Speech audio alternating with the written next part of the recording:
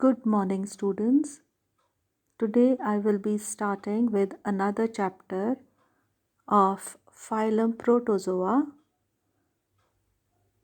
Today we will discuss about its type Plasmodium. We all are well aware of this protozoan since many decades. Malaria is one of the most common disease which not only affects children but also affects young and old.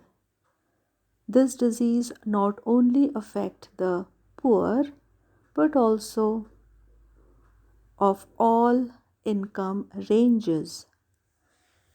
That is, malaria or its variant type, which we know as dengue, are the most common disease which is found in the cosmopolitan cities और areas.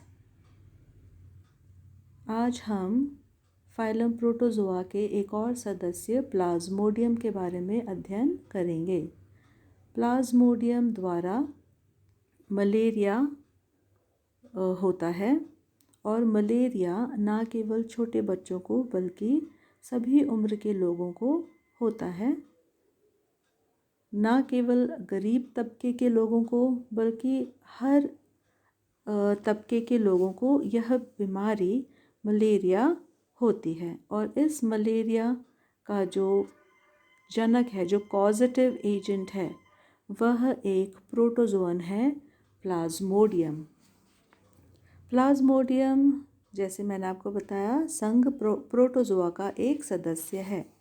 Protozoa को हम 4 सब phyla में हम विभाजित करते हैं, जैसे कि सार्कोमैस्टिगोफोरा, स्पोरोजोआ, नीडोस्पोरा और सीलियोफोरा.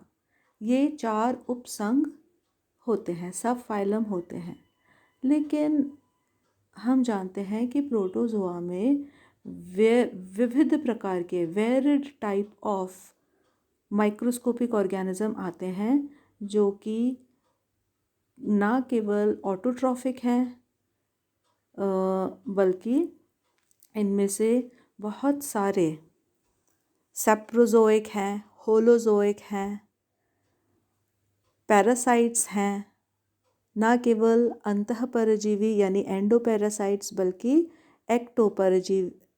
एक्टोपैरासाइट्स यानी कि बाह्य परजीवी होते हैं. यानी कि इस संघ में आने वाले जो विभिन्न सदस्य हैं वह अपना भोजन स्वयं बनाते हैं. स्वपोषी से लेकर परपोषी यानी कि पैरासाइट्स होते हैं, अंतःपरपोषी, बाह्य परपोषी, मृतपोषी